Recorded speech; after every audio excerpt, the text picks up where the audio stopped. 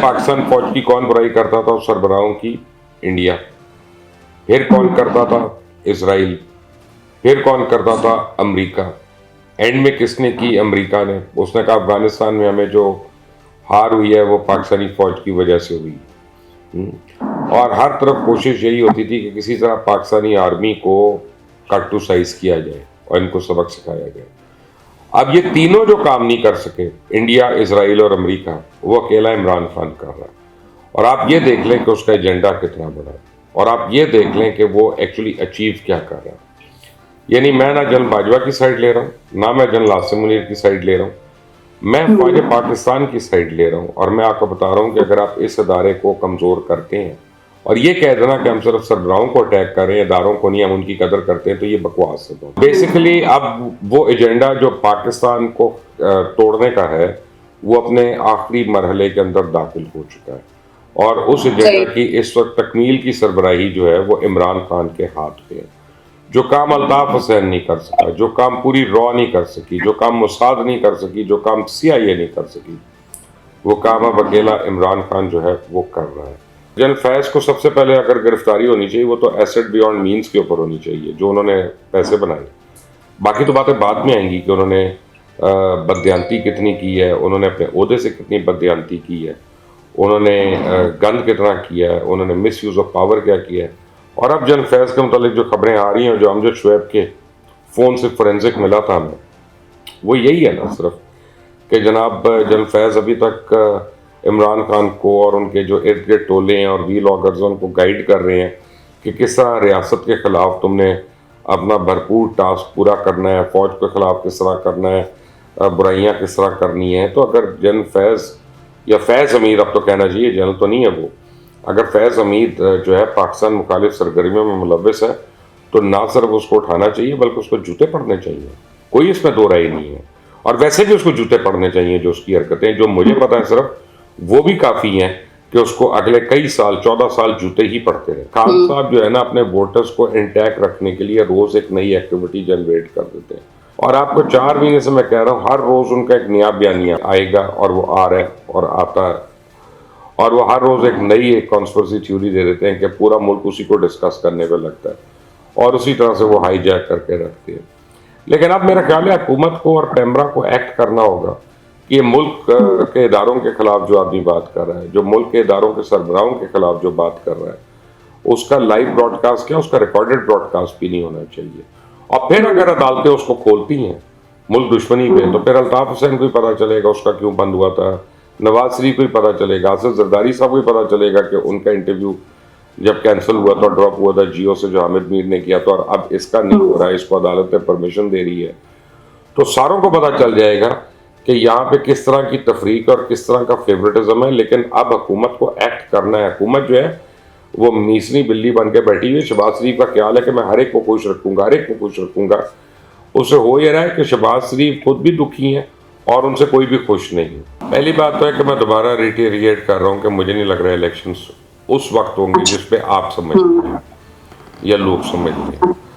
दूसरी बात यह है कि नवाज शरीफ अगर नहीं आएंगे तो PMLN का जो कुछ बचा कुछ है वो भी मलिया मेट हो जाएगा, और इसमें मरियम से ताल्लुक़ नहीं है किसी का, क्योंकि फॉलोइंग सिर्फ नवाज शरीफ की है और उनकी एब्सेंस में वो गर्मा गर्मी नहीं हो सकती। वो आए यहाँ पे, वो को जेल भुगतें, जेल के अंदर से कैंपेन करें, तो फिर एक दोबारा से एक जानवर में नई जान पड़ेगी, वरना वो मरने वाला है जानवर, बुरे हाल में है।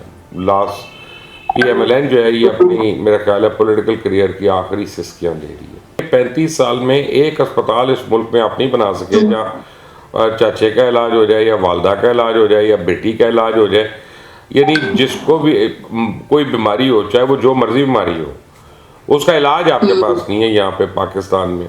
खुद आपके अपने 2 अस्पताल हैं, एक शरीफ सिटी है, मेडिकल सिटी है, फिर इत्तफाक हॉस्पिटल है, और दूसरे भी अस्पताल हैं यहाँ पे, लेकिन आपको फेथ नहीं है इन अस्पतालों पे और अपने डॉक्टरों पे। तो भाई फिर आप बाहर ही रहे, आप वहीं पे हुकूमत करें। आप पाकिस्तान क्यों आते हैं फिर, जब अस्पताल बाहर के, स्कूल बाहर के, कॉलेज बाहर के, खाबे बाहर के, हाईटी बाहर की, मज़े बाहर के, तो पाकिस्तान आके अपने वो लाल रंग का पिंक रंग का शलवार कमीज पहन के फिरना है बस लोगों के बीच में। इनकी हिफाजत अल्लाह ने करनी है। उनको कहें कि आपका ईमान कम हो गया, कमज़ोर हो गया। वैसे तो आप कहते हैं अल्लाह मेरी हिफाजत करने वाला, आज आप कह रहे हैं आर्मी चीफ ने करनी है। तो या तो आपका किबला चेंज हो गया। दूसरी बात यह है कि उन्होंने तो ख्वाहिश का इजहार किया कि जी मैं जनरल आसिम मुनीर को मिलने के लिए तैयार हूँ। मैं जनरल आसिम मुनीर का पैगाम अभी दे देता हूँ इमरान खान को, वो मिलने नहीं चाहते उनको। और वो ना सर मिले। खान साहब को जो भी मिला है उसके बाद वो रुसवा हुआ है प्रॉपर। एक दफा जनरल आसिम मुनीर ने मुलाकात कर ली ना खान से, तो उसके बाद आप देखें कितनी रुसवाई उनके आगे लिखी होगी। क्योंकि इस आदमी ने तो झूठ बोल बोल के इसका तो कुछ जाता ही नहीं है। झूठ बोल के ये तो बेनिफिट करता है। दूसरी बात यह है कि अब एविडेंस है ना कोई यार कि मेरे खिलाफ ये साजिश है या ये है या ये अमल हुआ है, इस वजह से मैं ये कह रहा हूँ। हवाओं में बातें करना, मैं आज आपको कह दूं कि जी प्रेसिडेंट बाइडन ने प्लान बना लिया मुझे मारने का, ताकि मेरा कद बड़ा हो कि लोग एकदम उठ के बैठ जाएंगे दुनिया भर के कि यार ये कौन है जिसको बाइडन मारना चाहता है और क्यों मारना चाहता है। ठीक है ना, ये बेकार की बातें हैं महादेश। वो ये चाहते हैं कि जी मुझे दोबारा कुर्सी पे बैठा दो तो मैं तुम्हें भी एक्सटेंशन दे दूंगा, मैं ये कर दूंगा तो मैं वो कर दूंगा। इमरान के झूठों से बहुत लोग फ्राई हो चुके हैं और जिन्होंने इसके ऊपर एतबार किया वही इसके हाथों रुसवा भी हो रहे हैं। तो कौन बेवकूफ़ आदमी है जो इसकी इस बात का एतबार करके इससे मिलेगा, मुलाकात भी करेगा, लेट अलोन बात मानना तो दूर की बात है। वो एक ही जुमले में, दो जुमलों में इतनी तजाद की बातें कर जाता है शख्स, क्योंकि उसको एहसास ही नहीं होता वो बात क्या कर रहा है, बोल क्या रहा है। और उसके कॉल ऑफ फेल का इतना तजाद है। और रशिया के खिलाफ कोई बात नहीं की है जनरल बाजवा ने, और कोई ऐसी बात नहीं है कि जिसके ऊपर कोई आप समझें कि ऑफेंस लिया जाए। खान एक और चीज़ को ट्राई कर रहा है। खान ये चाह रहा है कि मैं इदारों को अपने ही चीफ्स के खिलाफ कर दूं। इसने तो मौजूदा चीफ की भी कोशिश की उनके भी खिलाफ करने की, ऐसी बात नहीं है। तो ये जो है ना बहुत खौफनाक आदमी है इस मुल्क के लिए, और यही वो खेल खेल रहा है जो उसको खेल खेलनी आती है। जोड़ तोड़ कोड़ ये सारी चीज़ें वही कर रहा है। देखें, लेकिन अब इसके ऊपर तो सुओ मोटो बनता है ना। आप देखते हैं अदलिया सुओ मोटो लेती है कि नहीं, क्योंकि 2 जजेस का जिक्र हो गया, चीफ जस्टिस का भी जिक्र हो गया, chief justice Lahore high court का भी जिक्र हो गया, जस्टिस मुजाहिर साहब का भी जिक्र हो गया। अब अदालत सुओ मोटो लेती है कि नहीं लेती, क्योंकि इसमें तो लाडला फंस सकता है, लाडले के बंदे फंस सकते हैं। तो यहाँ पे मेरा ख्याल है कि सबकी आंखें बंद रहेंगी और खामोश रहेगा।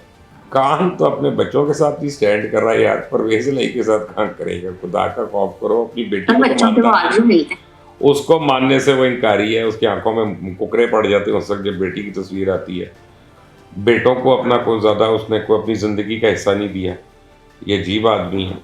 तो परवेज इलाही तो वो आदमी है ना, महावेश आपने मुझे बताना है कि जिसके मतलब इमरान खान कहते थे ना कि ये सबसे बड़ा डाकू और डकैत है, और शेख रशीद के मतलब कहते थे कि अगर ये मेरे साथ बैठा हो, मैं आईने में देखूं और मुझे अपनी शक्ल शेख रशीद जैसी नजर आए तो मैं अपने आप को थप्पड़ मारना शुरू कर दूंगा। खुद शहबाज शरीफ साहब उनसे तंग है।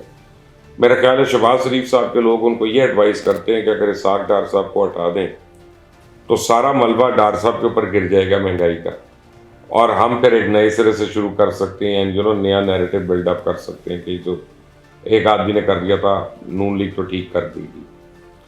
और उसके लिए एहसन इकबाल साहब का और आयशा गौर साहिबा का नाम भी आया है कि उनकी जगह पॉसिबल रिप्लेसमेंट्स कौन सी हो सकती हैं। लेकिन इसाक डार साहब में बड़ी खूबियाँ उनकी हैं।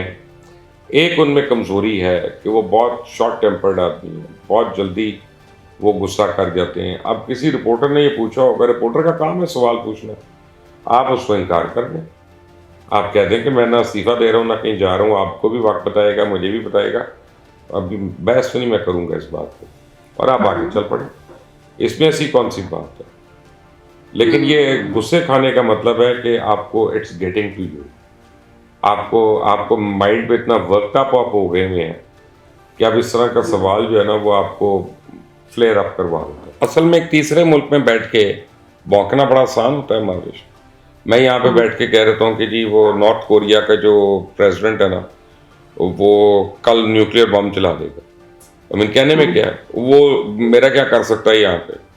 ठीक है, लेकिन जो हुकूमत कर सकती है हुकूमत वो भी नहीं कर रही है। आप हाई कमीशन को अपने मुताहरे करें।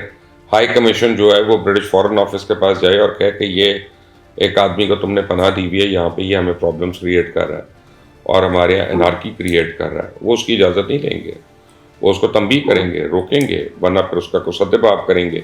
आप ट्विटर को अप्रोच करते हैं as government of Pakistan, Facebook को अप्रोच करते हैं। इंडिया ने कितने हज़ार हमारे अकाउंट्स ब्लॉक कराए कि यार ये हमारे मुल्क में इंटरवेंशन कर रहे हैं, कश्मीर के ऊपर जब वो करते हैं कुछ करते हैं, तो आपसे एक नहीं हो रहा।